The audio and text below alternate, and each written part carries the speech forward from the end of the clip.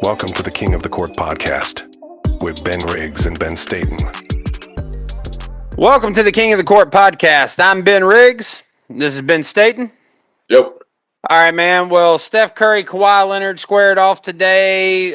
Warriors, Clippers settled the final seeding in the East. We now know what the NBA playoffs are going to look like. It was a fun regular season. It's one of the most eventful regular seasons I can remember. I mean, I think the Luka trade, Jimmy Butler trade, mid-season firing of coaches.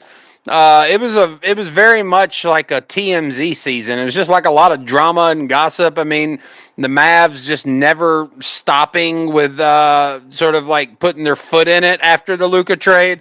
The Western Conference was like on cocaine for the second half of the season. It was just going more and more and more people. It really was. It's like the Western Conference was a character in that movie Hangover, and it just never stopped. So, but we now know what the NBA playoffs are going to look like. So we've got Minnesota falling into the 6th seed, Golden State falling out of the playoffs and into the play-in. So let's take it rather than from 1 seed down. Let's start with the play-in because we're going to have to discuss that to determine who OKC and Houston would be playing in the Western Conference playoffs. So let's start with that first play-in game, Golden State, Memphis. What do you think?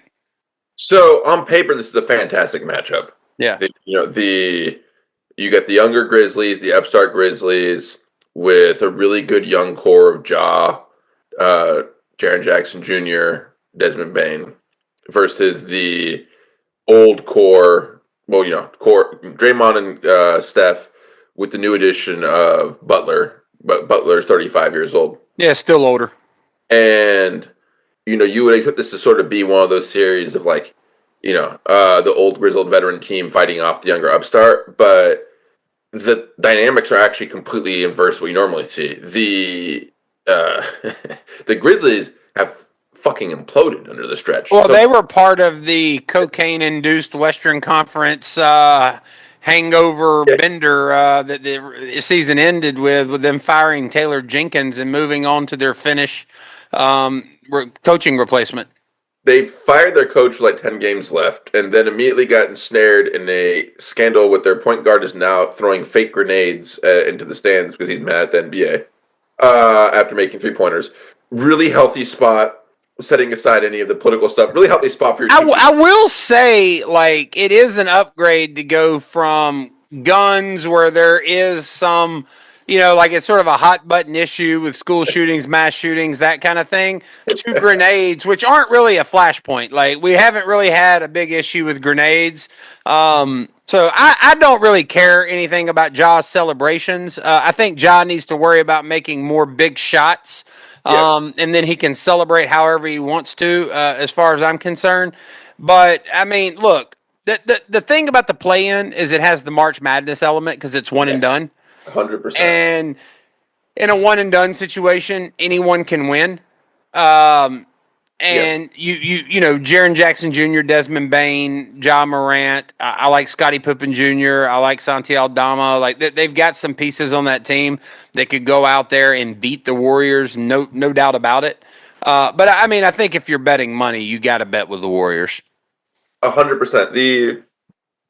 The dynamics for the two teams are actually really bizarre. Interestingly enough, the team that's on the upswing right now is the Warriors. They added Butler at the deadline, fundamentally transformed the team. There's now hope. There's now confidence in this franchise. They can win again. Curry's playing the pep in his step. Draymond's rejuvenated. Butler has been overall very, very good. He's added a new dimension to the offense, his ability to get to the foul line and base score on his own. But they have inexplicably dropped a few games lately. Like that loss to San Antonio, like me and you were talking, you're a big Spurs fan.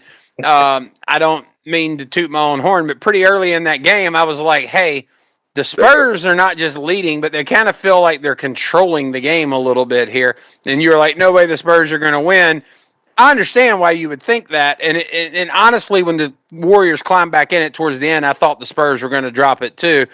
Yeah. And then, 2 possessions back to back. Stephen Castle made a great pass to get a good bucket underneath.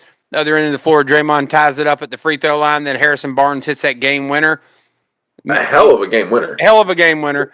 Golden State loses that game, and then today they lost to the Clippers. And honestly, they should have been able to win that game in regulation. They never really had the lead in overtime, but they should have been able to pull it off in regulation. Well, the Warriors are a fascinating team because they have some obvious weaknesses. Their best big man is Quentin Post, who I'm not denigrating. I think Quentin Post is actually a very high-level NBA player. I'm He's not good. all-star, but he's like legitimately a quality NBA rotation player. Yeah, sure. But they lack size. They are still because they made the trade for Butler so late this season. They still have chemistry issues to work out. They really don't know where Kuminga fits in that team. That's one of the bigger issues they're playing. Yeah. I really like Moses Moody. I think he's a incredibly good point of attack defender, but he still is sort of. It's not really clear specifically what role he has or how much he plays. Curry has vacillated between being literally like a 50-point a game scorer and having nights where he's held to like 4 or 5.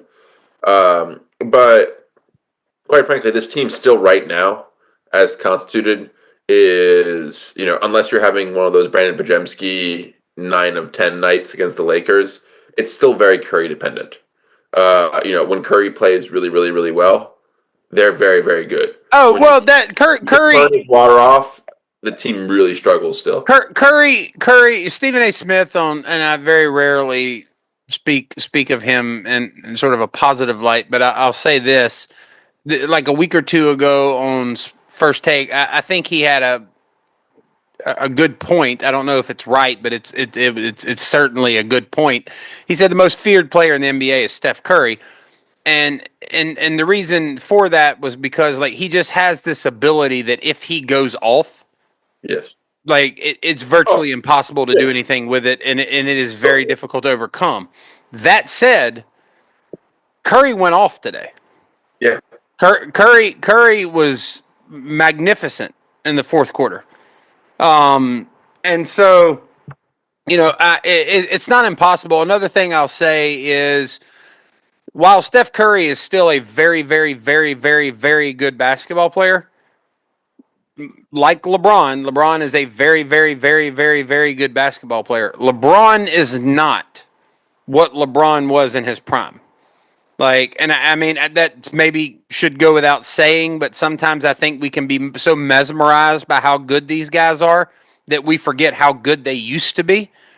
And like, so it's not me putting them down. It's just simply saying, like, as good as LeBron James is, I think that if the Lakers are going into the playoffs with their best player being LeBron James, and you're expecting him to carry you through 3 series into the finals, I think that's probably an unrealistic expectation of a 40-year-old man in his 22nd season. I think the Warriors could very well be there with Steph Curry too. I don't know how much they're going to be able to rely on him to get all the way through a postseason, right? And the difference is, of course, between those two franchises is that while Golden State brought in Jimmy Butler, who I think is a great complementary piece to Curry and Draymond Green, fits as well as you could have expected him to.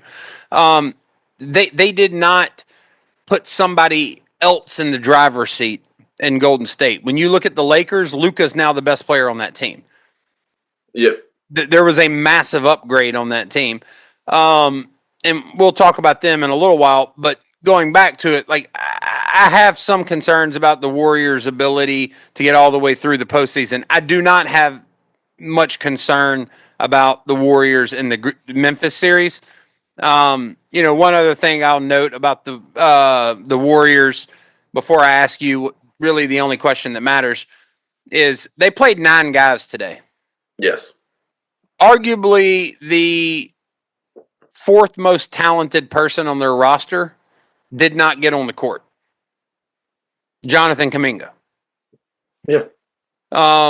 So that's a gaping hole in the middle of your roster. When somebody with that much talent and ability is sitting on the bench, not getting any minutes, That is a gaping hole to carry into the playoffs on your roster. But my question for you just goes back to this.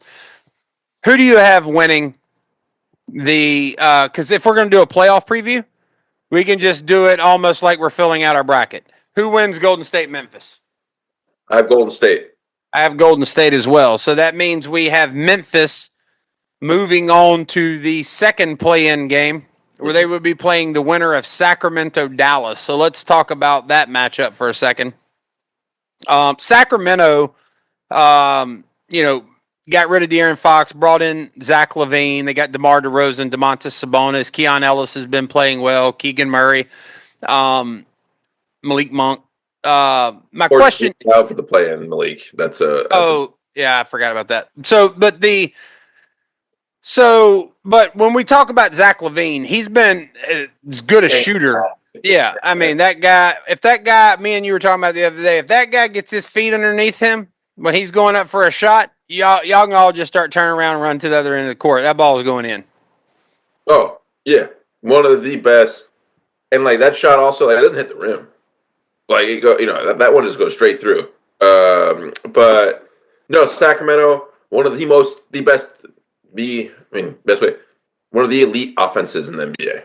And really, let's stop for a second and remember, they sort of began the tumultuous Western Conference hangover by firing Mike Brown midseason. One of the more chaotic NBA franchises you'll ever find.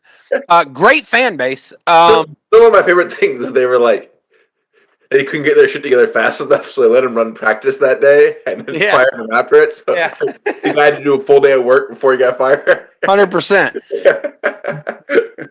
But as tumultuous as their season has been, as unexpected as firing Mike Brown was,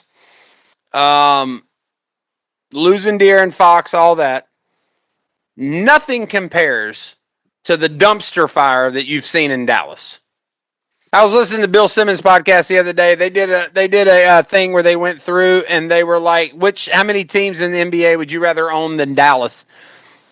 And it was like all but 6 or 7 franchises because of the amount of revenue Dallas is going to lose, the lack of draft capital, the age of their superstars, and the fact that they traded away a 25-year-old generational player. Well, they somehow managed to make the 2 worst trades back-to-back this year. They traded away Luka, which has been talked about ad nauseum, the worst trade in NBA history. It's pretty cool because it's been compared to the Babe Ruth trade. Yeah, by the Mavericks, who clearly very well understand what the Babe Ruth trade. Yeah. So here, real quick, little insider baseball, not from me. I heard this from Tim McMahon on the. I'm just plugging every podcast that's available, but I heard this from Tim McMahon on the Hoop Collective podcast. So Jason Kidd was a very good baseball player, apparently, growing up. His son is one of the best baseball prospects in the state of Texas. So he knows very well what the Babe Ruth trade meant. It was a dig at fans. It was him saying, like, oh, y'all think we're going to be cursed and we won't be able to win because we got rid of Luka. I'm so tired of listening to y'all shit. That's basically what he was saying. His team. They cannot stop. They cannot stop. They're just antagonizing their fan base. Like, this would be one thing if this was like a marriage. One party relies on the other one buying their shit. Yes. To survive. Yeah, it's like Target. It's like Target running commercials making fun of their customers. Yeah. You know, is it Tom or Tim Collinshaw or whatever? He's the Dallas Morning News columnist. Tim Collinshaw? Yeah. He the horn dude? Yeah, 100%. So he wrote a column the day before Jason Kidd said that, where the title compared the Luka trade to the Babe Ruth trade. That's what triggered Jason Kidd saying that. This is like, look, it's time to log off if you've come to viscerally hate your own fans. Then this isn't the job for you, buddy. You need to go somewhere else. That's just the reality of it. And I need to be honest. The Mavs have had the worst season any franchise ever had. They started the season off. They have a 25-year-old generational superstar. Had just come off an unexpected finals appearance. Had loaded up the team with great complementary pieces. And decided to detonate an H-bomb on their own team for no reason at the offseason. You know, they somehow got themselves worse and closed their title window. And older. Yeah, anger the entire fan base to the point where you have they've probably culled at least 20% or 30% of their fan base. Well, I mean, I think one thing's for certain, and you're right. We've talked about this trade ad nauseum. Once you open Pandora's box and start talking about it, it's hard to stop because it's like watching one of them car wrecks. But then there's also like the under discussed move, which is the second worst, easily the second worst trade of the season. Sorry, they traded away Quentin Grimes for Caleb Martin, and they gave up the second round pick this year. They gave up the number 35 or whatever pick, this year back in the trade as well. Quentin Grimes has turned into a 25-5 player.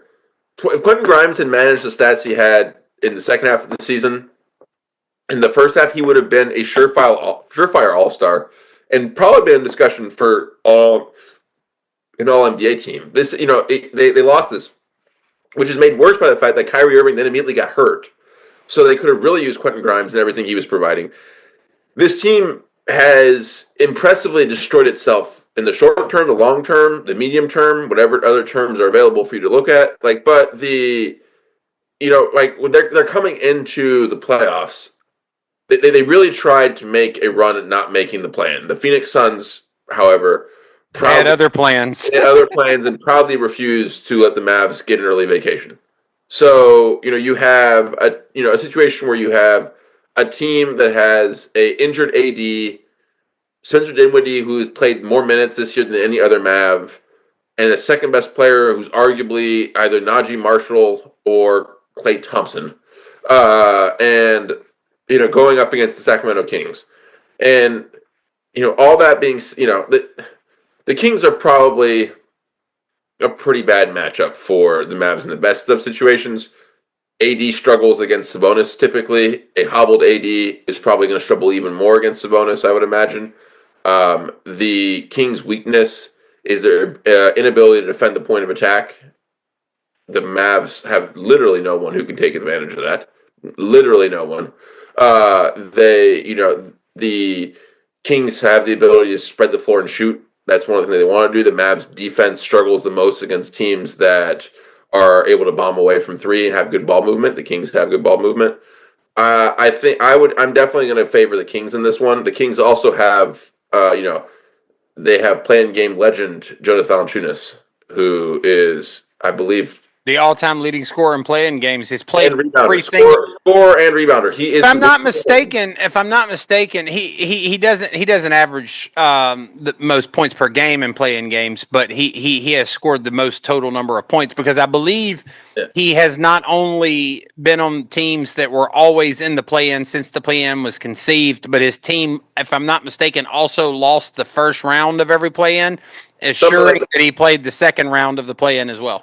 They've either won or lost. I believe he has played every possible play-in game, number of playing games possible, which is an impressive feat. He also has, in a number of those games, been playing against smaller teams, so he has gotten upwards of 20 shots when I looked up the stats. Now, the funny thing with the play-in is the stats have been nuked from history because the NBA does not consider these to be real games for some unknown reason. But he is definitely the Wilt Chamberlain of playing basketball. And on a more serious note, he's the exact type of player that this hobbled Mavs team with two injured centers along with AD would struggle against. But no, I would favor the Kings.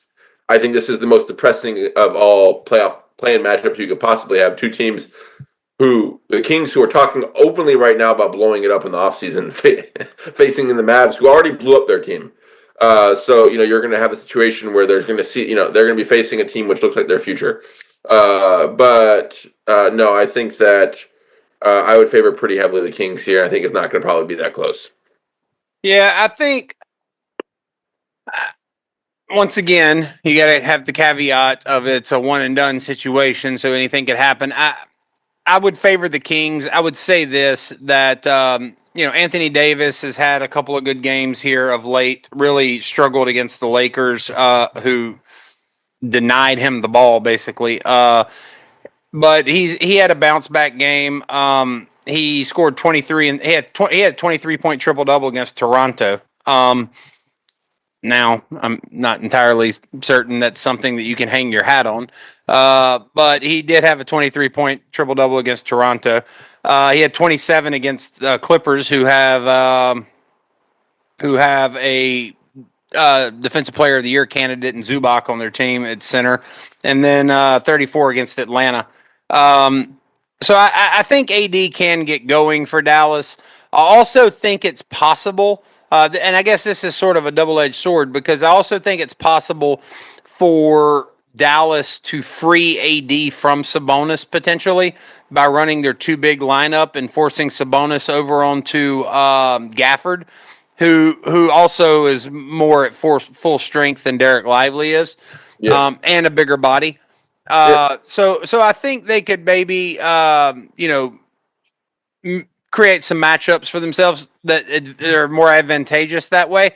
The problem is I just completely, without any reservation, do not believe in Anthony Davis as a 4.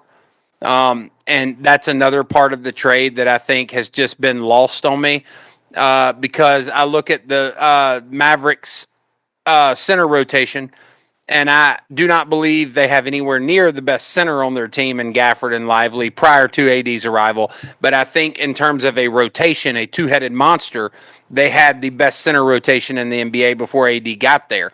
So they were up. When I first heard about it, I was like, they're upgrading a position that didn't need to be upgraded, and getting rid of the best player at the point guard position in the NBA, which is sort of the quarterback of the NBA. So it was kind of bizarre to me. And then only to find out that they were doing this because they wanted to do for AD what the Lakers never would, which is move him to the power forward position. And in the vein of it's a one and done, so anything can happen. The thing about AD from the 4 position, he doesn't effectively stretch the floor consistently enough for me to want to play him there. Yeah.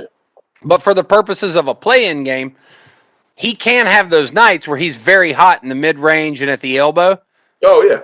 And so, like, if this is going to be one of those nights against Sacramento, then yes, Anthony Davis and Dallas could beat the Sacramento Kings. But I tend to agree with you that I would favor the Kings in this matchup. I don't think that Dallas is going to be able to do much of anything with Zach LaVine and DeMar DeRozan. I also think Keon Ellis and Keegan Murray will be able to space the floor very well. I think you'll probably see playoff legend Valanciunas be relatively minimized by the dueling bigs that the Mavs will be able to throw at him. So he'll always be facing a starting caliber big, and he won't get to kind of poach on bench players. There's a very high likelihood this game revolves, and like for those who say '90s basketball is the panacea of basketball, you might want to tune in for this game because there's a high likelihood you're going to see long stretches of Valanciunas and Sabonis, bear wrestling with Gafford and AD, and no guard play, no guards who have the ability to break down defenders off the dribble. Except, LaVine. LaVine is not just a good shooter; he's very athletic. Yeah, LaVine will too. But you're going to see a lot. You're going to see a lot like the Kings out with that because they don't have a point guard, like a true point guard right now. Play a lot through Sabonis. Yeah. The Mavs have Dinwiddie, and they play a lot through AD, mainly because Dinwiddie has a hard time breaking people off the dribble. There's going to be a lot of post up. Well, a lot. There's going to be significantly more post-up play than you typically see in an NBA game. There's going to be significantly more emphasis on getting the ball in the post, on the elbow, on face-ups. This game is going to resemble more 90s games with the odd thing of just a significantly higher amount of three-point shots compared to you would have seen in those days.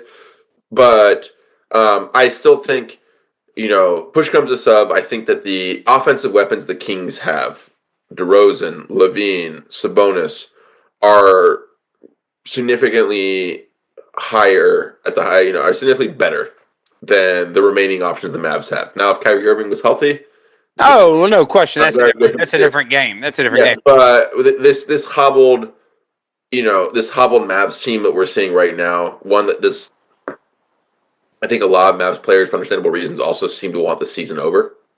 I think that this is a game with the raucous crowd we're going to have in Arco Arena that we're going to, If I'm the Kings, I'm looking at this game and I'm saying, okay, if you go with two bigs, you're going to have to bring both of them out of the paint. Yeah.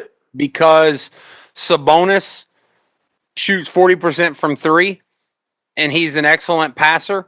Dribble handoff as well. So, like, if he's up there doing dribble handoff, setting screens for Zach LaVine and DeMar DeRozan to get off uncontested three-pointers, that's not going to work. You're going to have somebody on the other side of that to cut that off.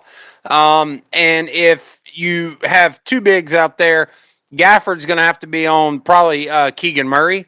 Yeah. And I'm throwing the ball to Keegan Murray and letting him shoot. If There's a lot of Keegan Murray. Yeah, if Gafford's sagging off of Keegan Murray is going to be shooting threes. And another thing I'm going to do is when Gafford comes out there to, kind of guard Keegan Murray, I'm going to put Keegan Murray in pick and roll, or not pick and roll, but have him set a screen. And I'm going to force the switch with Gafford onto LaVine, and Gafford can't keep up with LaVine. No, this is, overall, I'd hit the Kings. This is the most depressing play-in matchup. Not the worst play matchup. The East has some other playoff matchups that are rough. But how much more depressing is it than, it is more depressing than the inevitable, which is the Memphis-Sacramento matchup. But I'm not, that game to me is a little more interesting. Yeah. Like that one to me, that's a great clash in styles. I think that if Monk had been there, I think the Kings are going to really miss Monk, in that matchup. But I think that right now you have a team in Sacramento which has a lot of very interesting pieces, but is clearly missing a point guard to be able, a real point guard to be able to realize his full potential. With a team, in Memphis who is significantly more talented overall, I would say. The team fits better. 100%. So discombobulated, and they look to me when I watch them as a team that's not given up. I wouldn't say that, but I don't think they're having that much fun playing basketball. I think that this season is worn on them. I think that the Ja experience on the teammates has worn a lot on them as well. And ever since they got into the playoffs, they got into the semifinals against the Warriors in 2022 when the Warriors won. They have not upgraded. They have not made a significant roster move to upgrade the team. The Marcus Smart was their hope to do that. That just didn't work out. But they're still missing a key piece. They are still missing a high-level, all-star level three. And I think that, in the interim, you've had all the stuff with Ja. You've had significant injuries up and down the roster. You've had players who have now played significant stretches without each other. I think, and this team. Are you leaning Kings? I would lean Kings in this discussion right now. We'll split here because I've got to go Grizzlies on this one, and the reason I'm saying that is I think one of the big deciding factors in the Dallas-Sacramento matchup is Domantas Sabonis. Yes, I agree with you. Anthony Davis has struggled with him. He cannot bully him around. Anthony Davis also will be pulling out of the paint. He won't be able to stand around the rim and protect it because you have to guard Sabonis out around the perimeter. Sabonis hunts him. Sabonis just knows he's stronger and just goes in there and cave his chest in. It's basically like it. The problem in the Sacramento-Memphis game to me is that Sabonis's defensive liabilities will be exposed with Jaren Jackson, and you definitely have to guard Jaren Jackson away from the rim. And I also think like with Desmond Bane and Ja Morant attacking the rim, and Jaren Jackson Jr. as well. I think their lack of rim protection is going to get exposed. Granted, this could be a night, once again, winner take all.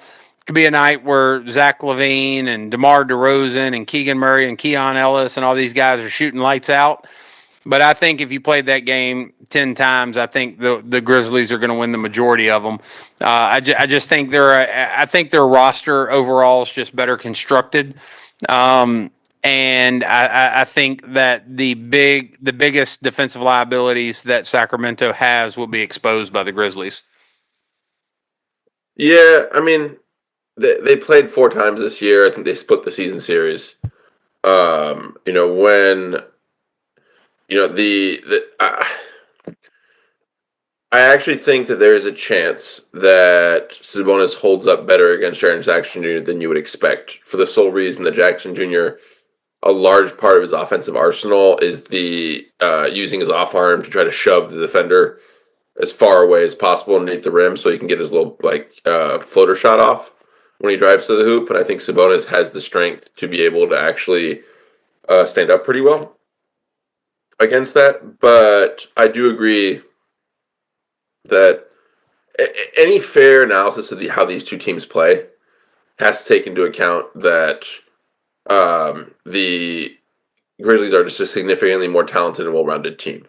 So if you're going to say that they're going to lose, you have to be basing it on external factors. And I think that my analysis basically says, the Grizzlies end of the year, I believe they beat Phoenix tonight, but they had 2 demoralizing losses to Denver and the Clippers.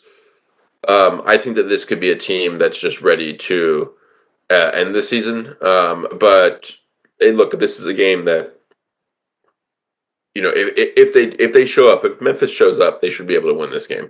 They have all the talent they need to do so. Oh, I agree. I mean, as far as their head-to-heads go, I mean, I'll point out that when the Kings last beat the Grizzlies, they didn't have John Morant, and the previous times that they beat them was back when the Kings made a little bit more sense with a true point guard there in De'Aaron Fox. Oh, this team, this is there's just a big hole in this team right now. They don't have a real point guard on the entire roster. Yeah, and so I do agree with you that Jaren Jackson Jr. isn't going to be able to bull rush Sabonis and create space like he does against a lot of other players.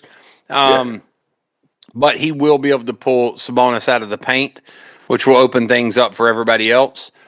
And, Jaren Jackson Jr. will still be able to get some. So I guess we're split here. Which would mean, in normal circumstances, I think it would mean that we'd have a problem, because it'd be hard for us to discuss who we think's going to win the Oklahoma City matchup versus the winner of that game. But I think, if I don't want to put words in your mouth, but I think it's safe to assume that we both would agree that Oklahoma City would easily dispatch of either one of them. Yeah, I mean, look, the way we say the likely outcome is Oklahoma City ends up playing either of the Kings or the Grizzlies, and in neither of the situations will that series go past 5 games. The most likely outcome is 4-game sweeps. I think they could be. It could be one of those series where the OKC wins by 15 plus in each game. Maybe one of those games is close as the Kings try to fight, or the Kings or the Grizzlies try to fight. Put sort of a last stand. But I mean, I think that the better matchup is the Grizzlies. Like 100%. the Grizzlies have more that they can bring to the table to make it a series. The Kings will get tormented with their ball handling issues. Yes. The Grizzlies are have an interesting matchup. In terms, matchup for the Thunder. They have players that are good at the same positions that the Thunder are at. They have John Morant, who has played similar position to Shea, even though he's more of a true point guard than Shea is. They have, they have Sabonis, who matches up well with, Chet or more likely Hartenstein. They have good wings to match up with the slew of wings that the OKC has. But I still, I think the injury, the loss of Jalen Wells is going to make That was brutal. is going to be brutal for them in that series. I also think that they do not execute at nearly a high enough level. One of their problems is executing late in games. Half court offense has been a big slog for them. This is a situation that I think is going to be particularly.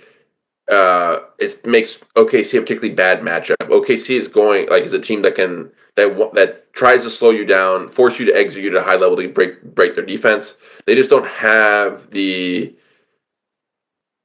chemistry or the know. Like the team does not operate at a high enough level to be able to beat OKC. I don't even think there's much reason for us to spend a lot of time talking about who would win an OKC Memphis or OKC Sacramento series. I think we're both on the same page with that.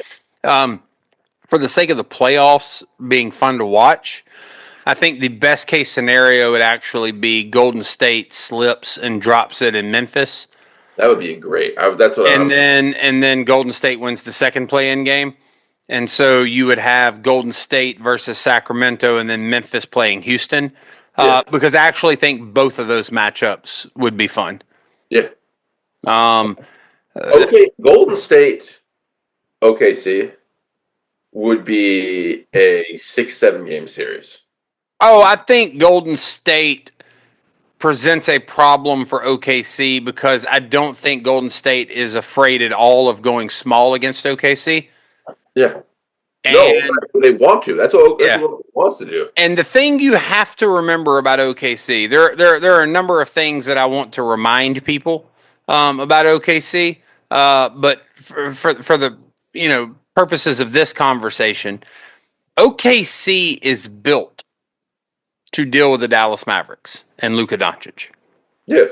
Lou Dort is an Oklahoma City Thunder player because Luka Doncic was a Dallas Mavericks player. Now, you could very well see in the Western Conference that there's still... Yeah, Alex Russo is an OKC Thunder player specifically for that reason. Yeah.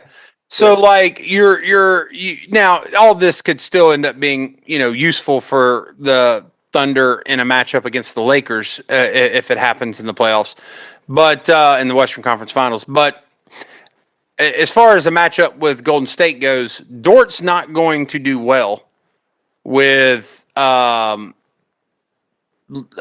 Curry. No, he's too slippery, too small, too quick, honestly, for him. Yeah, and also Dort's type of defense where he kind of mauls you, just that gets called as a foul on Curry most of the time. Especially, I think in a playoff series, maybe you get one game where you're allowed to assault him. Refs have allowed a lot of physicality on Curry late in the season, but I think that one game like that, and then screaming bloody murder from the coaching staff in Golden State for in a couple of news cycles, first take cycles is probably the better way of saying that. We get that resolved. I think that they have issues there. I think that Jimmy Butler, the ability to play Butler at the 4. Without any concerns on the defensive end, they'll just stick him on Chet and say have at it. Is going to really help them. His ability to get to the line against Butler excels against teams that can be overeager defensively and who he can draw fouls on. That is literally the way he scored most of his points this time. I believe 16 for 17 from the line today. I do think both Brandon Podziemski and Steph Curry defensively against the Thunder matched up with Shea, Jalen Williams is tough. I mean, you've got to try to hide those guys, but it gets difficult when you got some. That's a rough one. Yeah, you've got some smaller guys because Jalen Williams is a big dude. It's also a matchup where, Draymond's defensive prowess isn't as important, put it that way. Shea operates mostly in the mid range. Yeah, he's not going to go near to Draymond. He'll score before Draymond gets involved in the play. They just bomb away from 3, so Draymond's his ability to organize the troops really isn't going to make them. I think you kind of negate his value in that way. But again, they played a couple of times in the season. They were close matchups. I think OKC wants to play small ball. This is the best. This is the other team in the league with the specific small ball DNA. Like this is the original small ball, like modern small ball team, the Warriors. Like they're not going to be afraid by this. They're gonna be as comfortable as any other team. Well, and Quentin Post and Kayvon Looney is not real big, but like he plays big. And Looney could on the offensive boards could be devastating if it's a Chet lineup. Like I could see that being a real issue. He's one of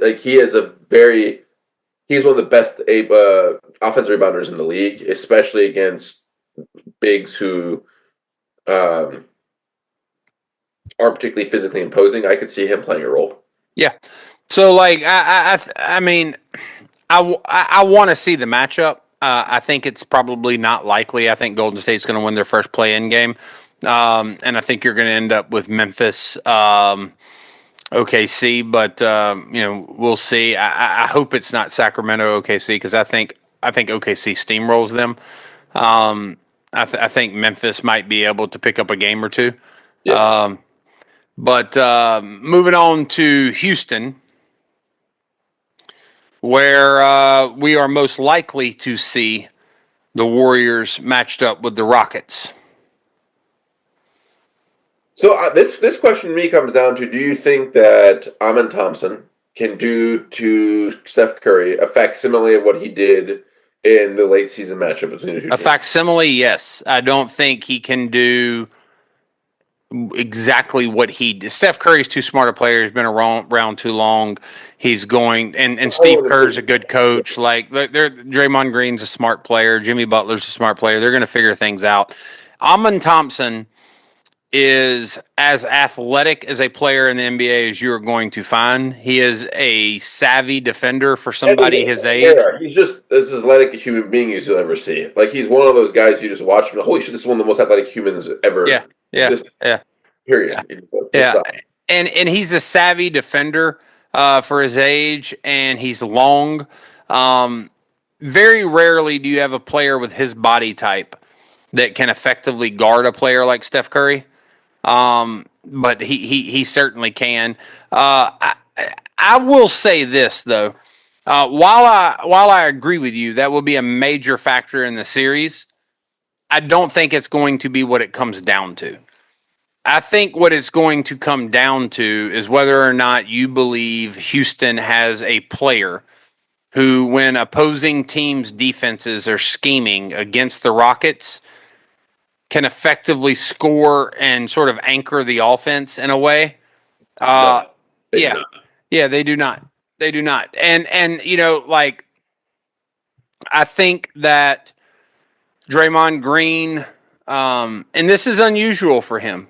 He let his emotions get the better of him the last time they matched up against Houston. I don't think you're going to. It's a funnier series of events you'll ever see where the refs knock it off, and he's like, "What are you going to do about it?" The ref just gives him a time. I don't think you're going to see it to that degree.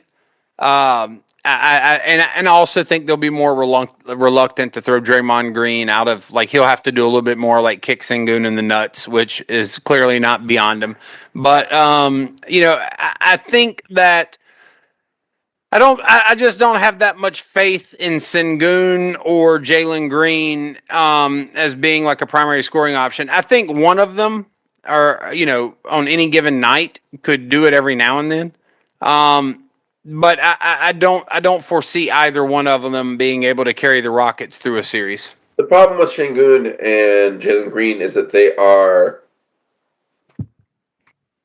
high-level third scoring options who can be secondary scoring options in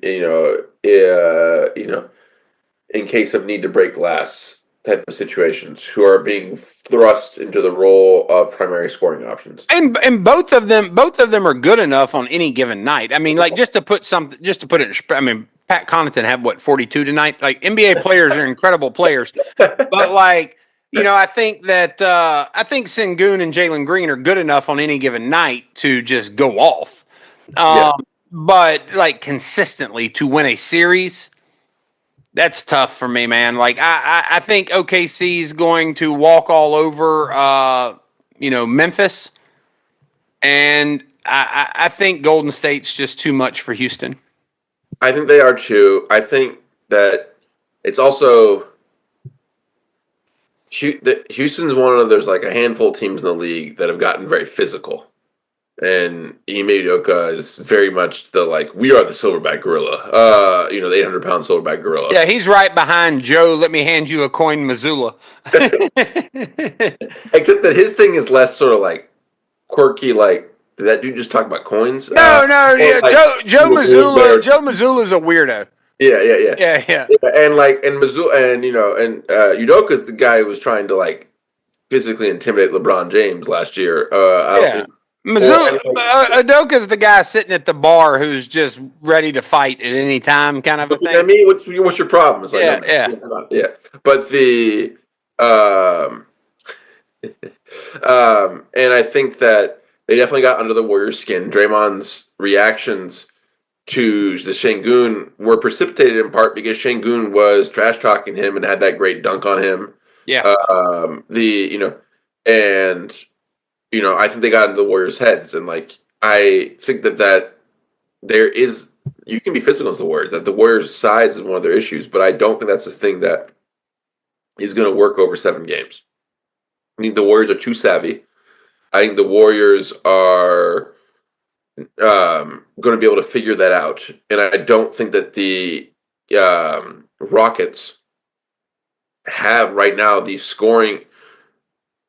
The Rockets do not if you have a game that's a half-court game for 12 straight minutes, where are they going to get the 30 points necessary to be able to win that set? They're not going to get them consistently. I mean, there'll be nights where they get them, but they're not going to get them consistently. When the game slows down, you're in the half-court offense a lot more than you are in the regular season, and teams are scheming against you to take away your best scoring options. I think one of the bigger problems for teams scheming against the Rockets to take away their better scoring option is it's not altogether clear who their better scoring option is. But it's the Golden State Warriors. Well, we don't have a number one scoring option. yeah. How are you going to take it away from it? Yeah. And so can't take away what we don't have. So joke's on you, buddy. So I'm gonna go with the Rockets here. So we've got Memphis and the Rockets advancing. Moving on, I think this is actually probably the this is the second most fun playoff matchup in the Western Conference to me. I like the 4-5 matchup a lot, but Lakers, Wolves.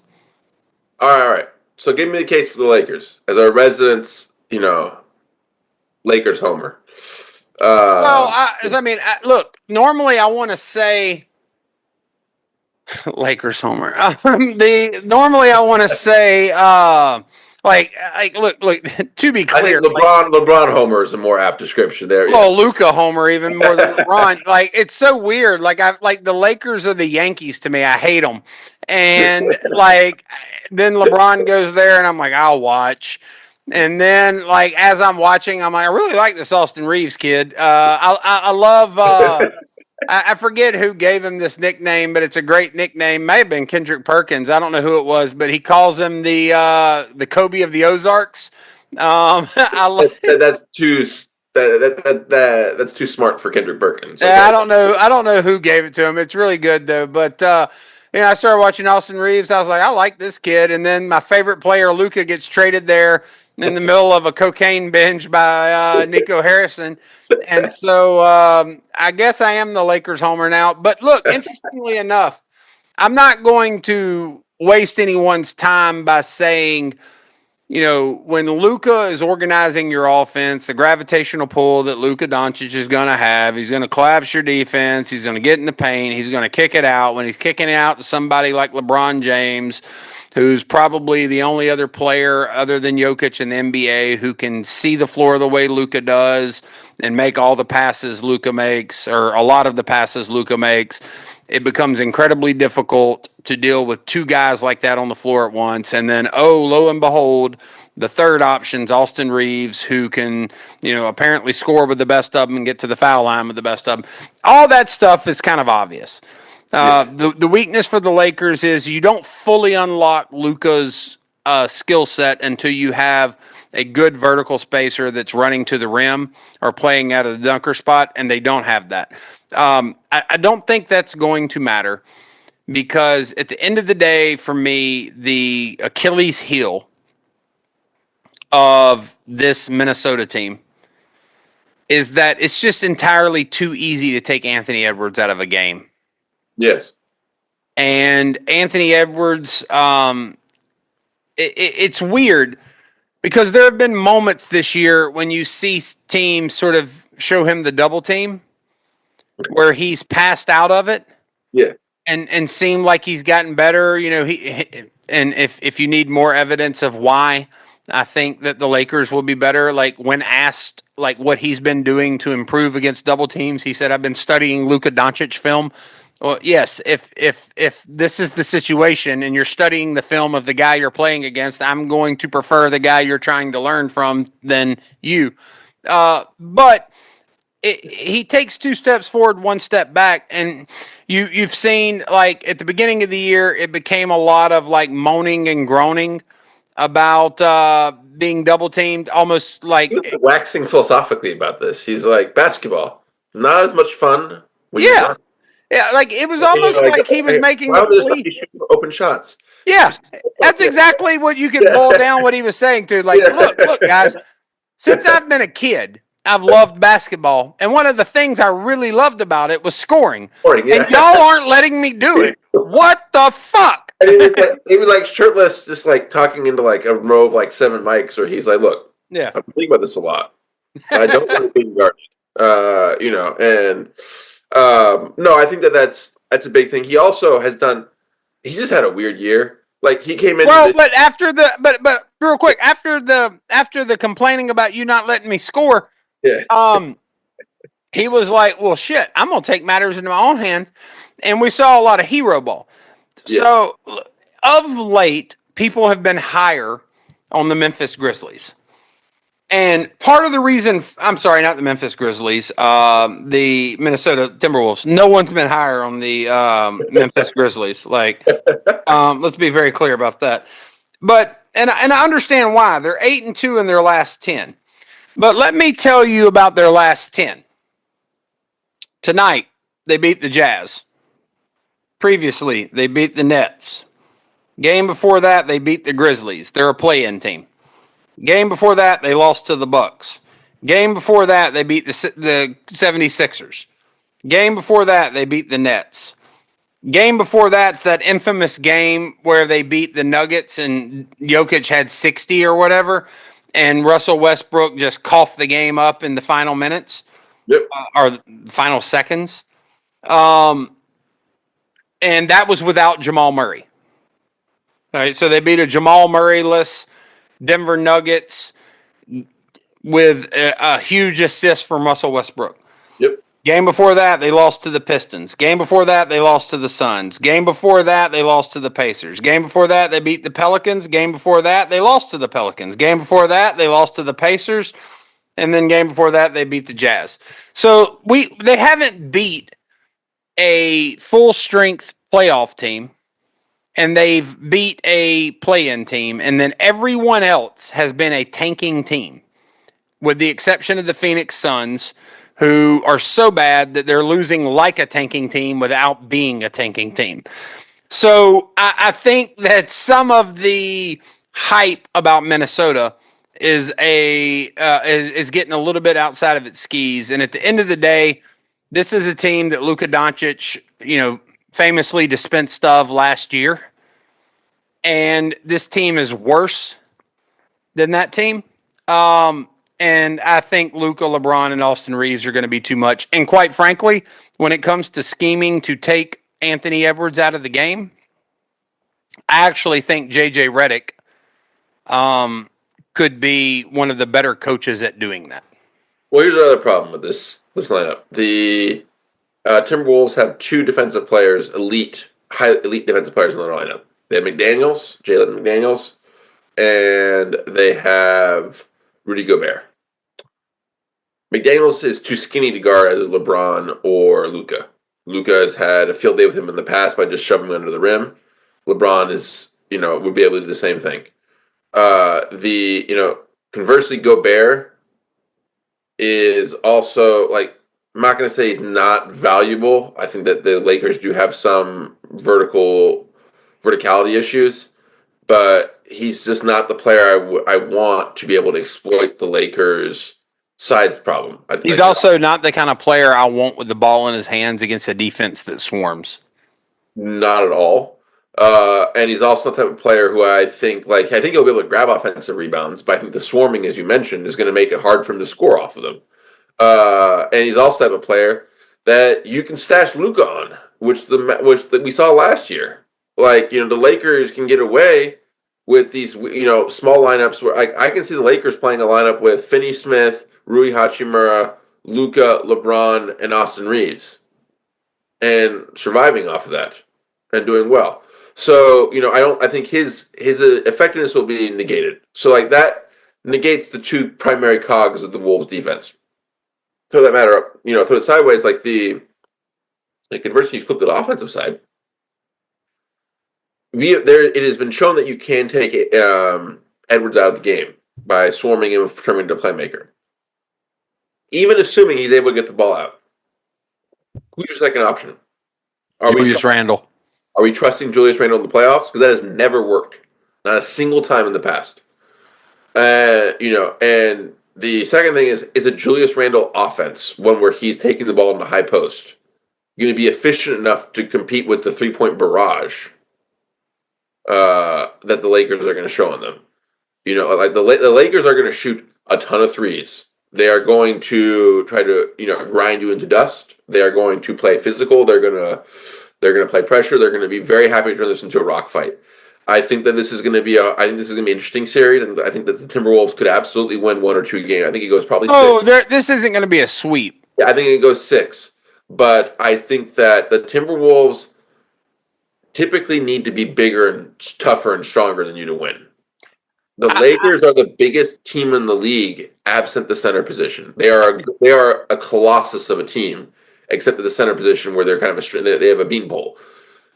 This is not the team they're going to be able to shove around. I also think this is the type of team where the Rudy Gobert advantage is negated both by the fact that LeBron and Luka can both shoot 3-pointers and can scheme around Gobert's defensive ability, but also as you said, he's going to become they're going to be able to create a defense which is going to basically render him a non-entity, and that the Wolves do not have 4 good enough offensive players to overcome one of them being completely unplayable on that end of the court. No, I don't disagree with you about that. I think the other thing is Lakers getting the 3 seed was a big deal. Lakers are very good at home. Yes. They're very, very good at home. Very bad on the road and very good at home. That tends to be their story. Well, and they've been good on the road in the Western Conference. They're atrocious in the Eastern Conference. They're like 12% winning percentage. Yeah, it's awful once they go. It's one of those things you read. It's like what? Once they cross Tennessee, all hell breaks loose. But they're very good at home. They beat Minnesota last time they played, which was in the early days of the Luka trade. Luka had 21 and 13 in that game. LeBron led all scorers with 33. Austin Reeves had 23, and I believe they won by 9 or 10.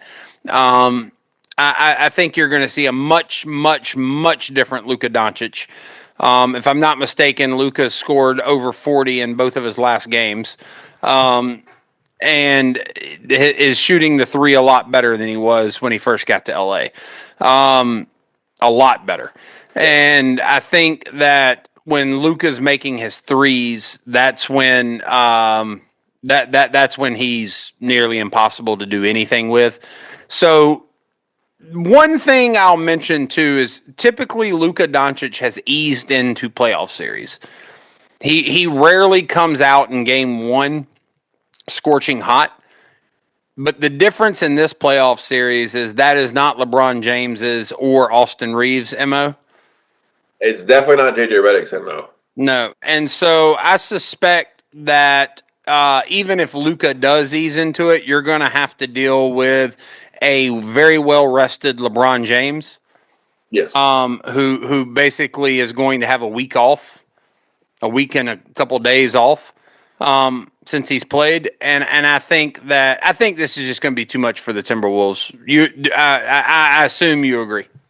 I agree. I think that it is. If I could just make a recommendation to the audience, the game one is going to be one of the best games of basketball you're ever going to see, and I believe that for two reasons. One, the T Wolves have historically under Finch come out with an intensity in game one in a series which is like just truly staggering. They completely took apart the Nuggets last year in game one. They had the same thing against the Phoenix Suns. They tend to come up with a ferocity on defense and just try to overwhelm you. Redick, if we've seen one thing in his coaching career so far, is that the part that he seems to enjoy the most, outside of just being a flat out a good coach. I think I've heard there's some outside rumors of him as coach of the year. I think that's going a little bit too far. We got that guy in Detroit, Bickerstaff, who's had like or the guy in Cleveland. Yeah, like a 30-game turnaround. Let's give him, but he views basketball like a puzzle, or like a chess game is probably better analogy. And he's going to cook up some scheme for game one where he's going to try to, do that to steal the game. He did that against the Nuggets in the first round after the Luka trade. He's going to come out with some defensive coverage or some offensive scheme where he's going to try to basically take advantage. I think you're going to see a great first, game one match. I think both teams are going to be really amped. I think that the Lakers, rightfully, truly view this as having a real chance to win the title this year. And you have seen a difference in the LeBron teams in the playoffs in the Lakers era, where you can clearly see he thinks, oh, there's a real lane to the title this year compared to the non-years. So I would absolutely think another point on that I think is really important is,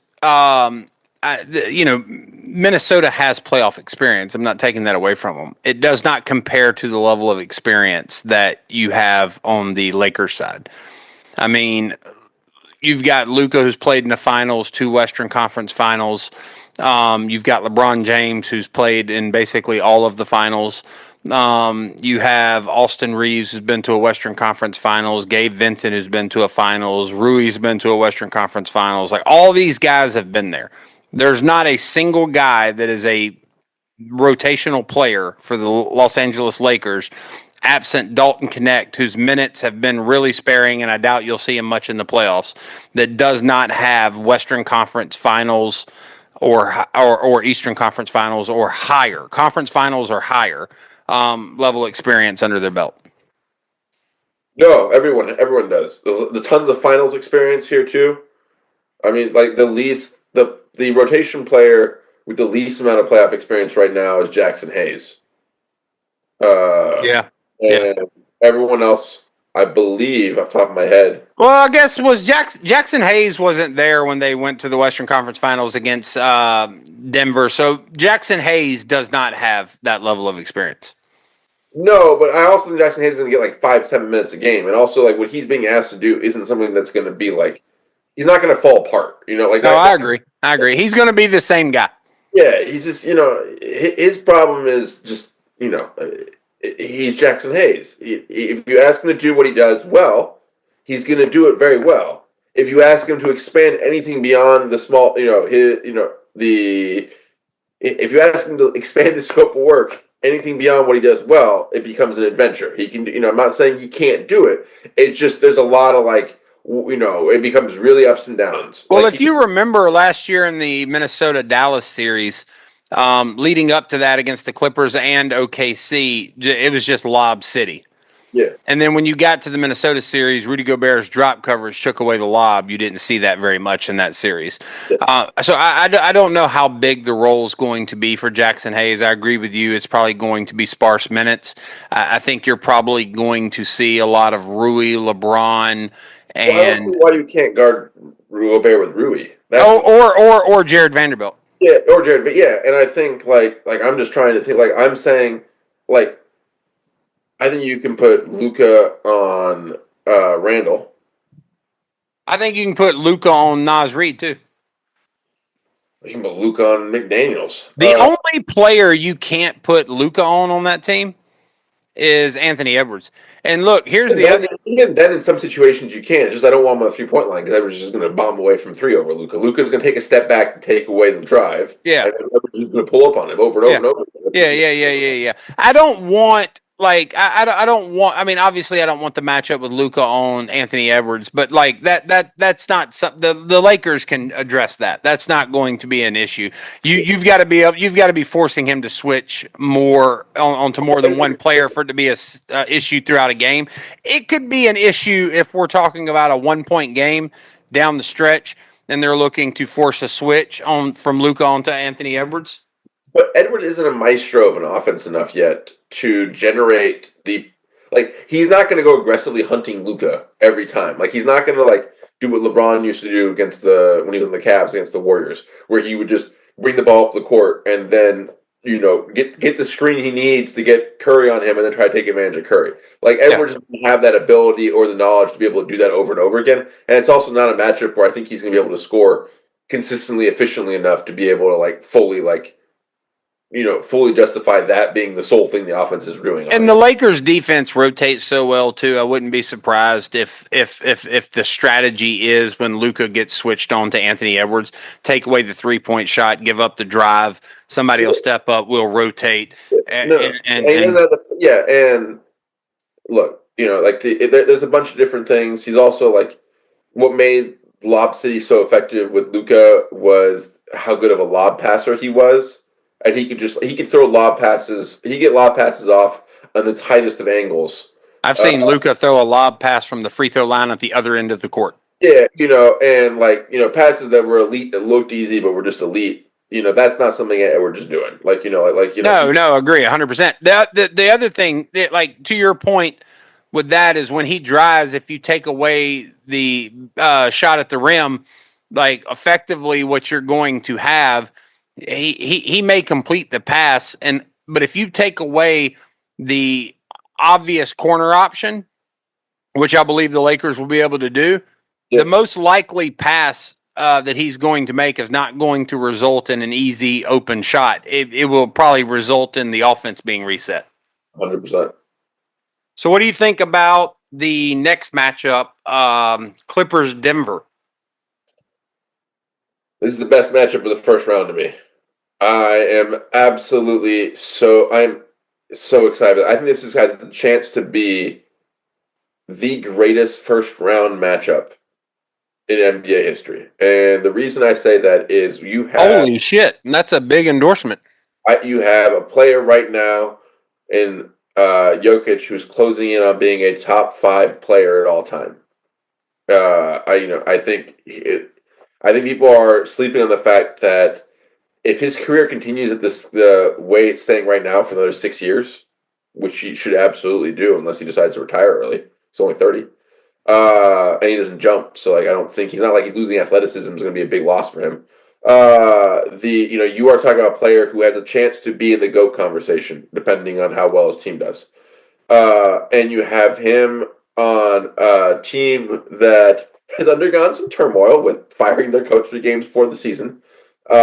Leading to an all-time great, quote from Jokic about, the beast is wounded, but the beast is at its most dangerous when it's been wounded. Or some, It sounded like he read that on Joe Mazzulla's Twitter page.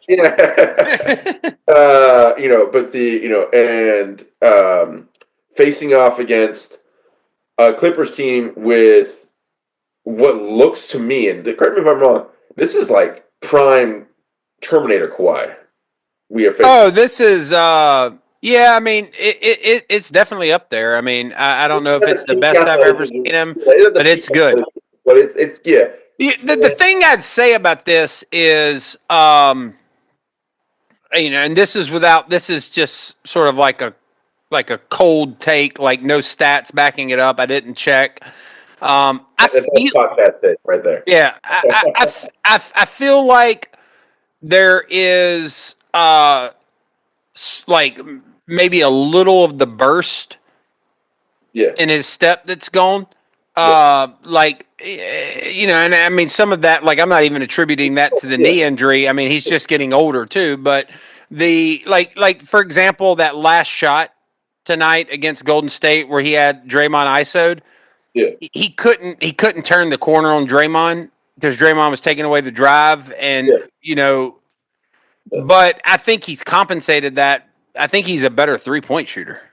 Oh, he's like a 45% 3-point shooter. It's unreal. And also, like, again, it's like Draymond might be one of the only players, like, he's got like prime prison body now in the sense that he's like sheer muscle up top, and like these, like, if you look at his legs, they're kind of skinny looking. Yeah. Like he can go through, like, he's one of the only players in the league that you'll see LeBron throw his chest into, and he can take that without going, like, being knocked off base. Like, he's an incredibly strong core, and he can just he can jump. He can get a shot through people. He'll just jump up through people. But you have a pretty close to prime Kawhi with an absolutely loaded Clippers team. Yes. You got Norm Powell, played at all-star level this year. Zubac played at an all-star level this year. Deservedly getting some talk about being defensive player of the year, and can give you 20 points a night. James Harden, which is not prime James Harden, but a 2010 point player, all-star James Harden. All-star James Harden, and a James Harden whose role and skill set is better suited now to be effective in the playoffs than any point in his prior in his career. All he's being asked to do right now is create for others, and he's always been able to do that in the playoffs. And Clippers, James Harden last year was not the reason for their failings in the playoff. No, in fact, he won in the game. In fact, let's go back 2 years ago. I want to correct the record on this because I've got some annoyance, about how that series against Celtics was talked about when they lost 4-3 when he was back on the Sixers. He won them 2 games single-handedly, and then had a couple other bad games in the series. But you don't get to complain and say this one player's the reason you lost, the playoff series, when that player wins you 2 games single-handedly. That's just not. Oh, well, I mean, my only problem is that Nico Harrison doesn't agree with you. All right, back on topic. And they have great role players. Dunn, on their team, he's fantastic. They have Ben Simmons plays a good role. Dunn's one of the best defenders, and I know that because I have this analysis from a really good source. My wife was in the room with me watching the Clippers Golden State game today, and she loves Steph Curry. And I mean, who doesn't? He's super exciting to watch. But when Chris Dunn was guarding him towards the end of regulation, Steph hit that big 3, and then Chris Dunn's coming down the court, and she's like, God, he's just giving Steph hell. And he is a relentless defender. He is a good defender. He is a big body who moves his feet very well. I really like Chris Dunn. I mean, this is their role player lineup: Dunn, Derek Jones Jr., Ben Simmons, Bogdan Bogdanovic, and Amir Coffey. Those are 5 players, right? 4 players, no, 5 players. I'm good at math, guys. Don't worry. That would all be the number 3 option on the Nuggets, right there. They would. So let's use that statement to transition into, like, I have the benefit of having talked to you offline about this. Yeah. So I know who you're picking. Yeah. Everything you just said builds up to you saying I'm picking the Clippers. Because I think Jokic is going to average 40, 10, and 10 in this series. And I think that it's going to be an all-time matchup between one dude versus the squad. And you're going to have a 7-game series that you could have some. I think you're going to see a playoff facsimile of what I'm using facsimile a lot today. It's a word I just learned apparently. But I think you're going to see similar to you saw with that great Jokic game, 60, 10, and 10 against the Timberwolves. I think you have a chance of this being an all-time series where you have one player. Because I think that Zubac, even though he's a great defender, is a bad matchup for Jokic in the sense that Jokic can draw him out, and really he just does not move fast enough on that. I think Jokic can be able to create points there. I think he'll be able to withstand. I think he also gives Jokic actually a place to rest on defense. Jokic does best against centers who want to maul you because he's just so strong and he doesn't have to do much else. Like he wants to wrestle with you in the paint. And I am betting as well that you're going to see a little bit of it might be a dead cat bounce, but a little bit of a bounce from after the coaching change. It does seem this is not a big enough sample size to be making these declarations, to be very clear. But the 3 games that I've watched with the Nuggets, granted, it's all 3 games that were available because they fired their coach 79 games into the season. I've seen effort on the Nuggets, the defensive end that I haven't seen prior to this year. And so I'm betting that you're going to see pretty close to what would be called it's not the same level we saw from the title year, but like a very high level Nuggets team playing right now. And so I think that the Nuggets will be, I'm having picking the Nuggets in 7. I think that this is going to be, is there a chance it goes different than that? Sure. But I do think this could be one of the most, like, this could be one of the magnum opus series for Jokic in his terms of his career. I don't know, Let me ask you this, just 30 seconds. Do you think that the magnum opus series for Jokic diminishes their ability to move deeper into the playoffs? Yes. I think this. Yes. I think that the problem with this matchup here is that whoever's going to win it's going to be exhausted. Yeah. Yeah. So I'm taking the Clippers in this matchup. I just think there's too much firepower. Very reasonable thing. It's a much more reasonable argument to make than I think X players have the greatest playoff series of all time. Yeah. Yeah. I mean, like last year versus the Wolves, Jokic basically averaged 30, 11, and 8. And it wasn't enough. I mean, it was damn near enough. Game 4 of that series, I will argue, it is a top 5 playoff performance of all time by Jokic. Yeah, I mean he was fantastic. I'll add this. Chris Dunn is the type of defender that is giving Jamal Murray hell. Yes. Hell. Like just literally traps him in hell. I also think that Derek Jones Jr. can defend Jamal Murray. He's very, very, very, very, very quick, very athletic. I also think that a lot of those shots Jamal Murray likes to get over people. One of the things Derek Jones Jr. is very good at is contesting them at a level that few people can because of how high he can jump and how quickly he gets off the ground. I think that honestly, I would even go as far as saying this. I think that part of your prediction can be true and my prediction still be true. 100%. Jokic can have an all-time great playoff series and the Nuggets lose this. I also am going to, I think in the playoffs, in the regular season, I think you could say this, even though I kind of threw the Kings under the bus earlier. When they fired Mike Brown, it was much earlier in the season. I think it was around the All-Star break. Time frame to fire a coach. Just to be honest about that, yeah. I think it was the right thing to do. No, but I think that. Yeah. But Mike Bibby did fine, and I think that in the regular season, coaching matters less than it does in the playoffs.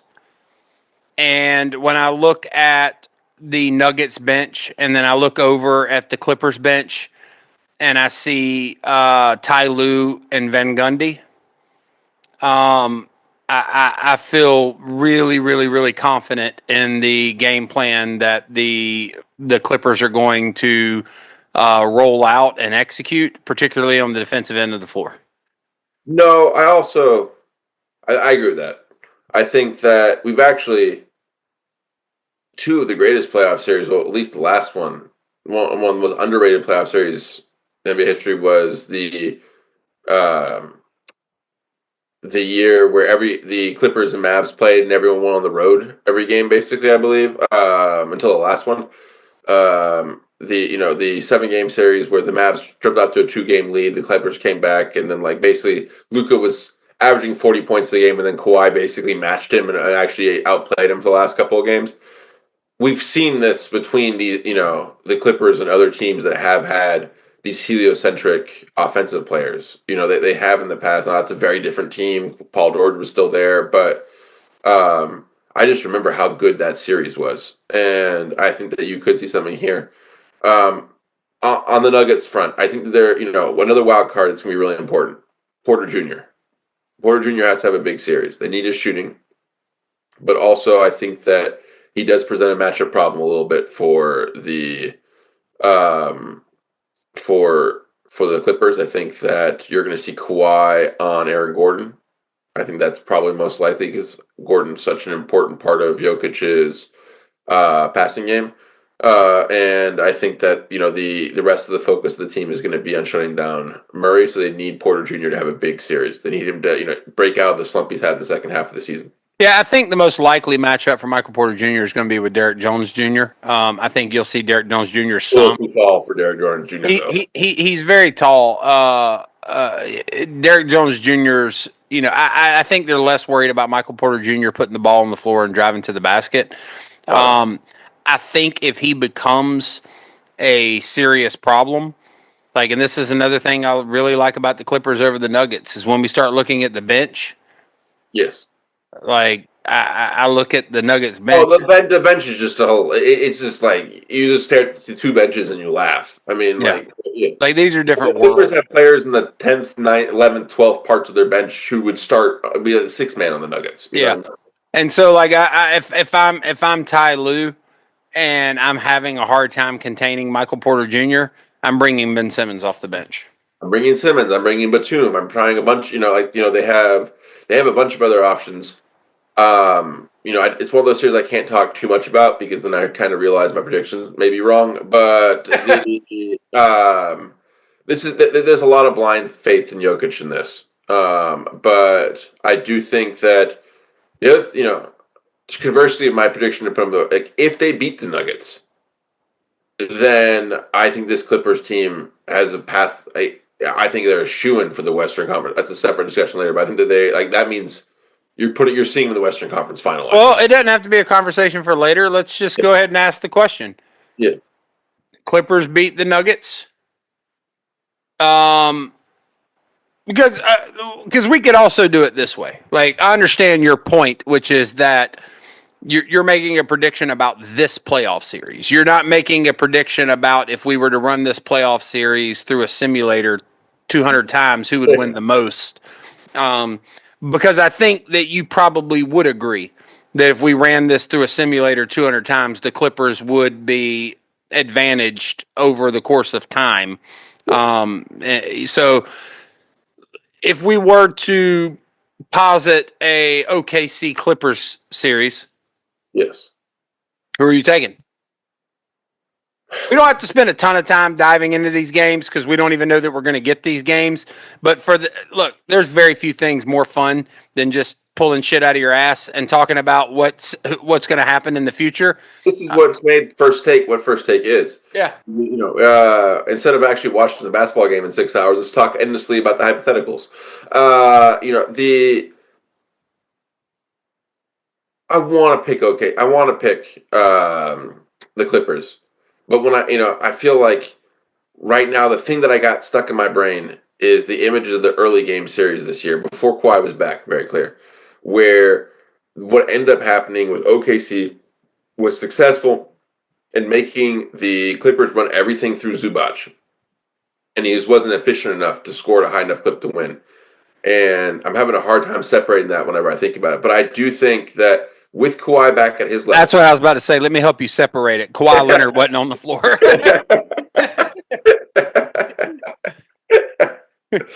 Yeah.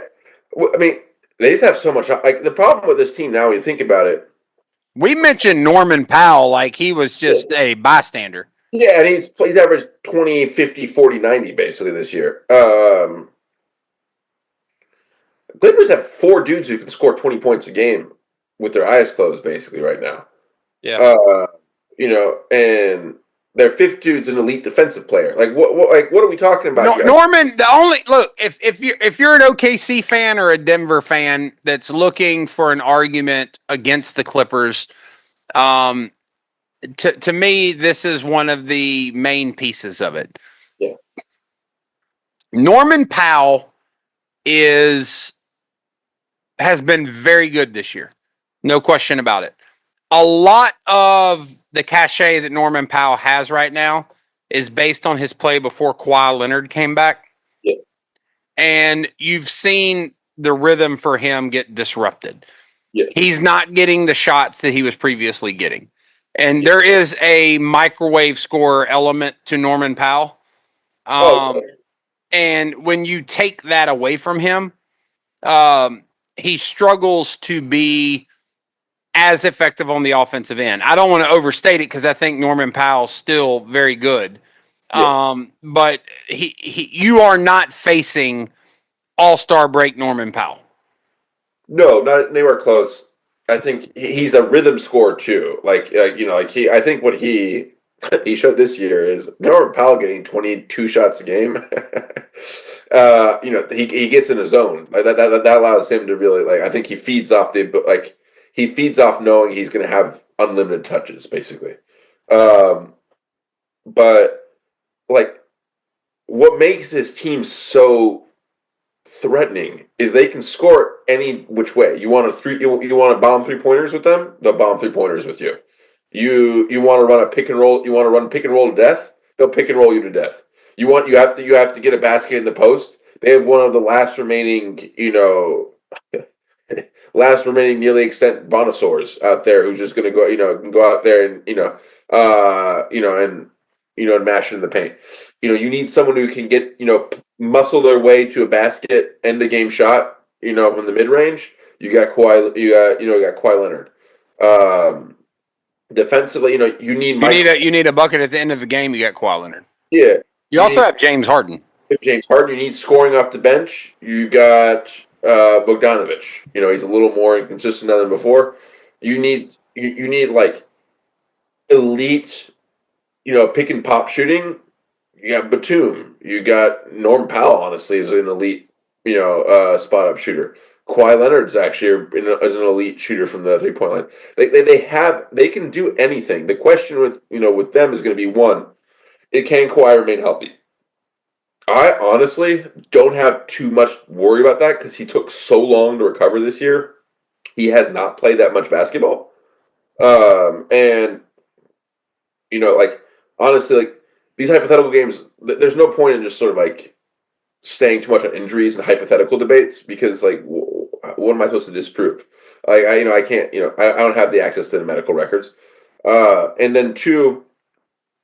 I agree. I agree completely. I have no idea whether Kawhi Leonard's going to be healthy or not healthy. I have And the second one, which is more something we can discuss, it's more, I think people just price in a drop off with James Harden in the playoffs, which I don't. Yeah, and if you're talking about the Nuggets series too, the problem with the injury debate is do I know Jamal Murray is going to be healthy? Whatever. It's like 6 of one, half a dozen of the other, but It sounds to me like you would favor the Clippers versus OKC. Yes. I would too. Who are you taking? We have Golden State coming out against Houston, and we got the Lakers coming out against Minnesota. Who are you taking between Golden State and the Lakers?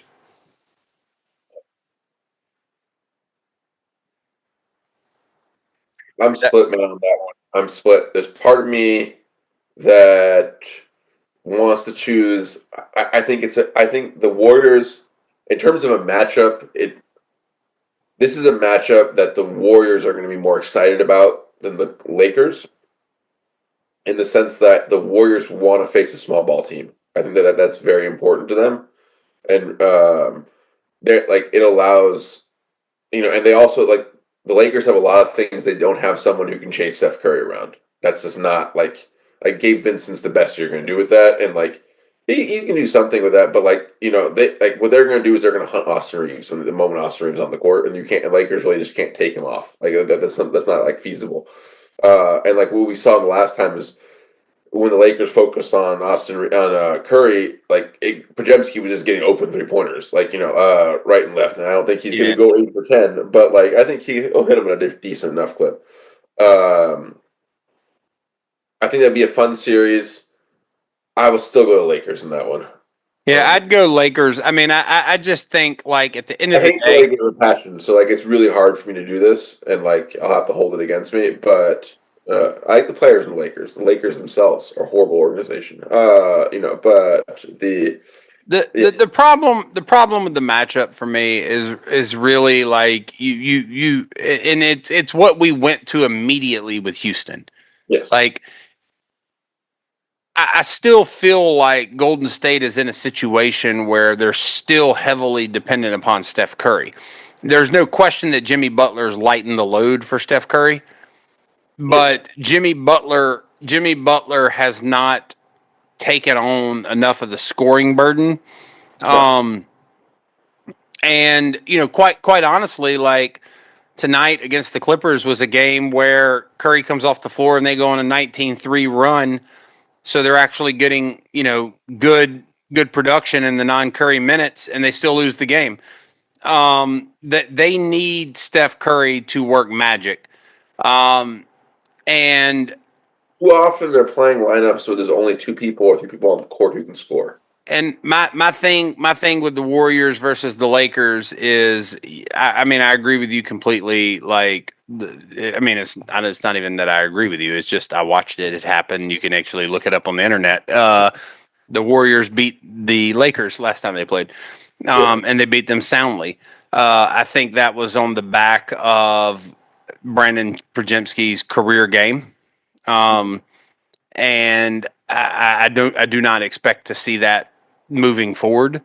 Um, and I also think the Lakers will be better prepared for it. But all that said, as good as Curry is, I do not think that they're going to be able to keep pace 7 games with Luka, LeBron, and Austin Reeves.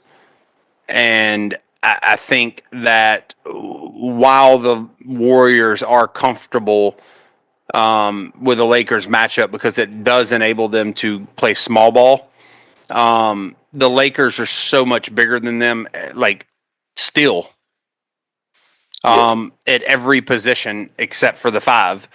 And even the 5 is not something we're worried about, punishing you. Draymond Green's not going to do that offensively. Um, and so I have to take the Lakers too, which would then put us in a situation where we have a Western Conference Finals that's all LA. which should be a hell of a matchup. I think here's like a more of a simplification. Like the Warriors are uniquely built in that they have 2 defenders in Butler and Draymond who are big enough to survive, not neutralize, survive 1-on-1 against Luka and LeBron. Like they can handle they can handle it for chunks of time. That being said, the problem with that concept is that they are so reliant on both of those guys on the offensive end as well that you can't just have them go mano a mano. Like Butler needs to have the energy to be able to shoulder 20% offensive load, the offensive load.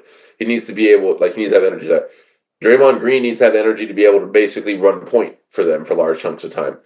So if you're just gonna, you see this with the Spurs with Wemby.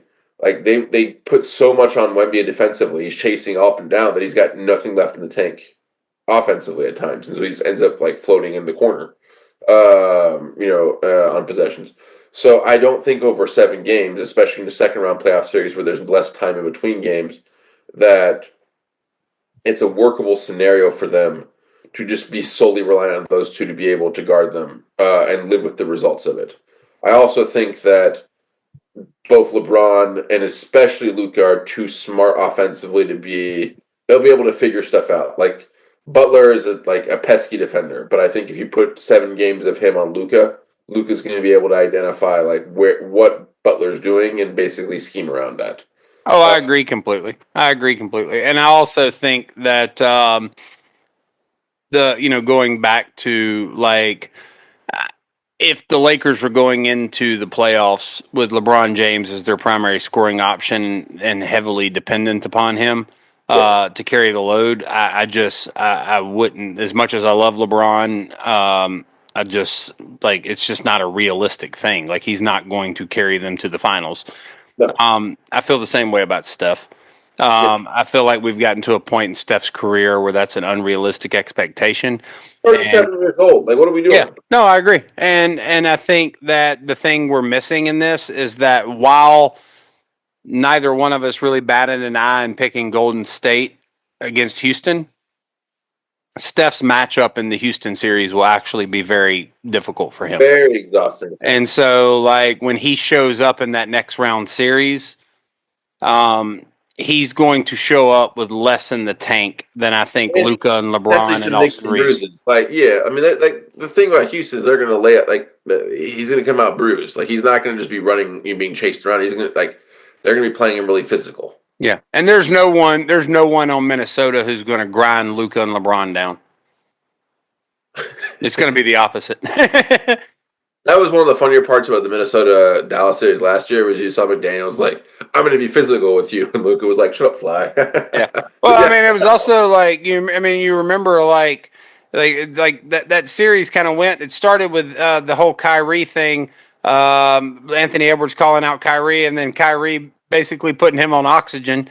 And then Anthony Edwards telling Jade McDaniels, "We got to switch. I got to get off. I got to get off Kyrie and guard Luka." And then it ends with Anthony Edwards on the bench looking at his teammates, being like, "This son of a bitch is unreal. Like he's pulling up from at half court. Like, and so it's the video of the Chinese monk in, he's like getting water from a well, and there's like 2 alligators that come up, and one of them like growls, attacks him, and the monk just clubs him with a stick, and the other one comes up, and the monk just clubs again, and they both, they're like, okay, yeah. In the spirit, we don't have to do a ton of analysis on this. We're gonna have to circle back and do the Eastern Conference, but let's finish our bracket in the West. LA versus LA. Are you picking LA? I'm picking LA. I picked the Clippers in that one, actually. Okay. Yeah. I mean, I that to me is a fantastic series. And I think that that's where you're going to potentially see Kawhi Leonard's problem solving, James Harden's problem solving ability. Because I do think the Lakers will successfully take Zubac away. Yep. But I think that's going to leave other things open. LeBron's actually done well against Kawhi in recent years. I think Chris Dunn's a fantastic matchup against Luka. Well, one, let's both acknowledge that we have a situation where we can see both Austin Reeves and James Harden get ejected for flopping offensively within like 2 minutes of that game. They're going to try the same moves on each other. Like both of them are going to look like they got shot by a pistol. You know, at the same time, dueling flops, dueling flops. It's gonna be like the Spider-Man meme where they're each other.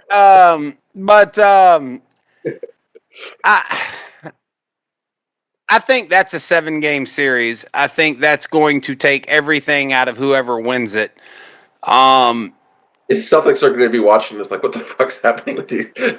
I think that I lean Lakers still.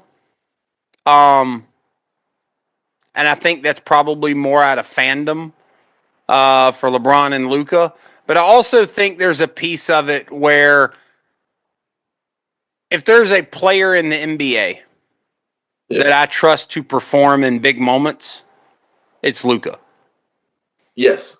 I mean, like I think that it's important to separate. I do think that there's some fandom element. but we are dealing with an NBA team with LeBron James and Luka Doncic, Yeah. and it's hard to pick against them in a playoff series. Yeah. That combination alone makes it hard, which is why the trade never made any sense. Not to go back there, but we're talking about like these are teams that are tightly matched up, and you're asking in a team where like when teams are relatively even, it's hard to pick against the team that has Luka Doncic and LeBron James on it. Like that just is kind of the like deciding factor in a lot of cases. Yeah. Like Yeah. it, I mean, if you're asking me to pick between like Norman Powell and Austin Reeves, like if I'm getting to start a team, I'm probably taking Austin Reeves. I mean, yeah. Yeah.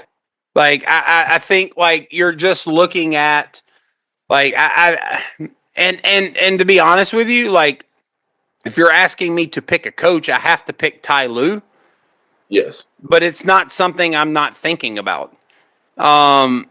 Like I think there is a young, like innovative element to JJ Redick that is enticing. I think there's some Well, they actually have melding. very similar backgrounds in the sense that like JJ Redick is kind of like the newer version of Ty Lue, just like LeBron randomly like sort of plucked a coach, you know.